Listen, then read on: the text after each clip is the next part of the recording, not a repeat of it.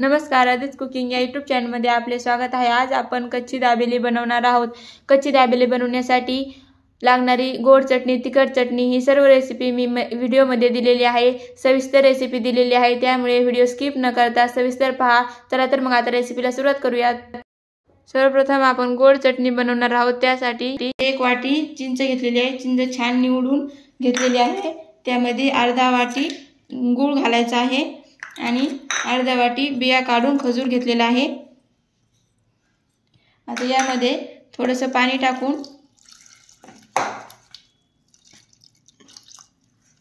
शिजवून घ्यायचं आहे। कुकरची आपल्याला याची 1 शिट्टी काढून घ्यायची आहे। आपले चिंच गूळ शिजते तोपर्यंत आपण तिखट चटणी बनवून घेऊया। त्यासाठी इथं अर्धी वाटी डाळव घेतलेला आहे। त्यामध्ये घालूया 4 हिरव्या मिरच्या, 2 लसूण पाकळ्या, थोडेसे जिरे, चवीपुरतं मीठ आणि आता हे आपल्याला अगोदर असंच कोरडं मिक्सरमध्ये बारीक करून घ्यायचं आहे। नंतर त्यामध्ये कोथिंबीर घालून परत बारीक करून घ्यायचं आहे आणि पाणी टाकून नंतर आपल्याला त्याची चटणी बनवून घ्यायची आहे। ते मी हे असं कोरडं काढून घेतलेलं आहे। आता यामध्ये आपण भरपूर अशी कोथिंबीर घालून घेऊयात आणि परत एकदा मिक्सरमध्ये फिरवून घेऊयात। इथे आपली छान अशी चटणी तयार झालेली आहे। ही चटणी तुम्ही कोणतेही चाट बनवताना वापरू शकता। आता आपण काढून घेऊयात। कुकरची 1 शिट्टी करून घेतलेली आहे। पाहूयात आपली चिंच गूळ कशी शिजली। तुम्ही पाहू शकता छान अशी आपली इथं चिंच गूळ शिजलेला आहे। त्यात अशी एक कढई घ्यायची, त्यावरती अशी चाळणी ठेवायची आणि नंतर त्यामध्ये आपण शिजवलेलं चिंच गूळ असं टाकून घ्यायचं आहे आणि छान याला असं मॅश करून घ्यायचं आहे। त्याचा सर्व गर आपल्याला काढून घ्यायचा आहे। इथे मी असा सर्व गर काढून घेतलेला आहे।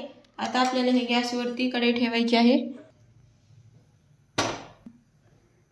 आता यामध्ये आपल्याला चवीपुरतं मीठ टाकून घ्यायचं आहे आणि हे छान एकसंत होईपर्यंत आपल्याला चटणी शिजवून घ्यायची आहे। साधारण 2 ते 3 मिनिटे आपल्याला ही चटणी छान शिजवून घ्यायची आहे। मी 3 ते 4 मिनिटे चटणी छान शिजवून घेतलेली आहे। आता गॅस बंद करते आणि इथे आपली गोड चटणी तयार झालेली आहे। ही चटणी छान 3 ते 4 महिने टिकते। तुम्ही कोणताही चाट बनवण्यासाठी ही चटणी वापरू शकता। तर आपण आता दाबेलीचा मसाला बनवून घेऊयात। त्यासाठी मी इथे 1 वाटी धने घेतलेले आहेत, 1 छोटी वाटी धने घेतलेले आहेत, 1 चमचा जिरे, 1 दालचिनीचा तुकडा, 3-4 लवंगा आणि 3-4 मिरे। आता हा मसाला आपल्याला छान भाजून घ्यायचा आहे।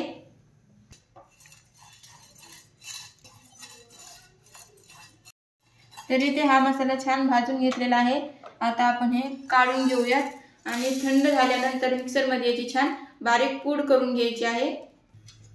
तर आता याच पॅनमध्ये मी 1 चमचा तेल टाकून घेते आणि यामध्ये आपल्याला शेंगदाणे मळून घ्यायचे आहेत। तरी ते मी शेंगदाणे भाजून त्याचे साल करून असे 2-2 तुकडे करून घेतलेले आहेत। आता हे शेंगदाणे तेलामध्ये छान खुटखुटीत होईपर्यंत तळून घ्यायचे आहेत।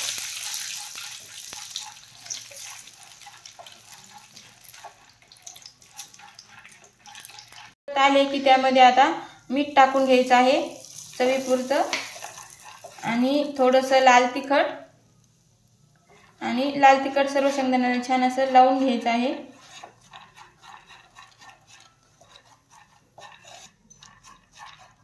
तर इथे आपले छान असे मसाला शेंगदाणे तयार झालेले आहेत। तर इथे आपले दाबेलीसाठी छान असे मसाला शेंगदाणे तयार झालेले आहेत। तर इथे मी मिक्सरमध्ये मसाला बारीक करून घेतलेला आहे। आता यामध्ये आपल्याला लाल तिखट घालायचं आहे, अर्धा चमचा लाल तिखट आणि चवीपुरतं मीठ आणि परत एकदा मिक्सरमध्ये हे फिरवून घ्यायचं आहे। तर इथे आता आपला दाबेली मसाला छान तयार झालेला आहे। स्टफिंग बनवण्यासाठी मी इथे 4 ते 5 बटाटे उकडून छान मॅश करून घेतलेले आहेत। आता आपण ते परतून घेऊयात। कढईमध्ये 1 पळी तेल टाकून घेतलेलं आहे। आता यामध्ये टाकायचा आहे आपण बनवलेला दाबेली मसाला, 1 मोठा चमचा। मसाला छान आपल्याला परतून घ्यायचा आहे।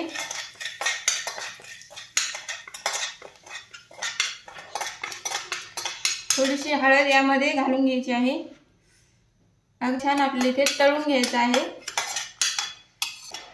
मसाला छान परतला की त्यामध्ये आता आपल्याला मॅश केलेला बटाटा घालून घ्यायचा आहे।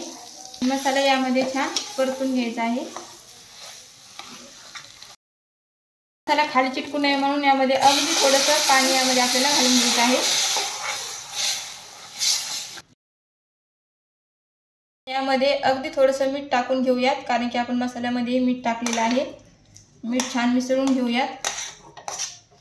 असं सैलच आपल्याला हे स्टफिंग बनवायचं आहे। आता यामध्ये टाकून घेऊयात बारीक चिरलेली कोथिंबीर,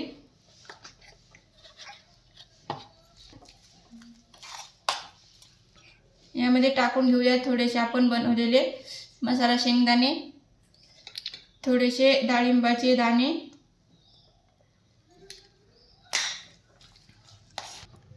तर ते छान असं आपलं स्टफिंग तयार झालेलं आहे। तर इथे मी 6 पाव घेतलेले आहेत, तर ते आता आपल्याला कट करून घ्यायचे आहेत। तर आपल्याला संपूर्ण कट करायचे नाहीत, फक्त एका बाजूनेच आपल्याला पाव असे कट करून घ्यायचे आहेत। एकच कडा आपली कट करायची आहे अशा पद्धतीने। तर आता आपल्याला एका बाजूने आपण बनवलेली चिंचगुळाची गोड चटणी लावून घ्यायची आहे आणि दुसऱ्या बाजूने आपण जी तिखट चटणी बनवलेली आहे ती आपल्याला यामध्ये लावून घ्यायची आहे। तुम्ही चटणी जेवढे तुम्हाला आवडीप्रमाणे तुम्ही तिखट गोड लावू शकता।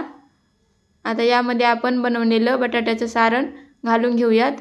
छान मस्त असं सारण यामध्ये लावून घ्यायचं आहे।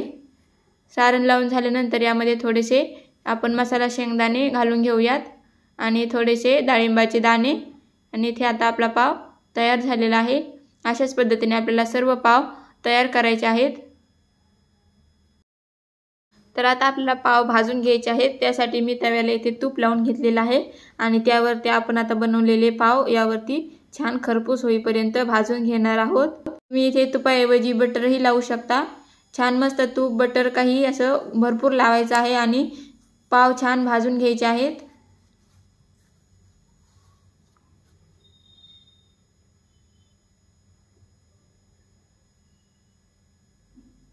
तर इथे एक बाजू छान भाजलेली आहे। आता आपण बाजू पलटून घेऊयात आणि दुसरी बाजू छान खरपूस होईपर्यंत भाजून घेऊयात। तर इथे आता आपले पाव दाबेली तयार झालेली आहे। आता आपण काढून घेऊयात। तुम्ही पाहू शकता छान अशी इथे आपली दाबेली भाजलेली आहे। आता आपली गरम गरम भाजलेली दाबेली आता शेव याला लावून घेऊयात आपण। शेव बारीक शेव इथे वापरायची आहे। अशा पद्धतीने आपण सर्व पाव ची दाबेली बनवून घेऊया। तर इथे मी सर्व दाबेली बनवून घेतलेली आहे। व्हिडिओ आवडले असल्यास लाईक, शेअर आणि सबस्क्राइब करायला विसरू नका। धन्यवाद।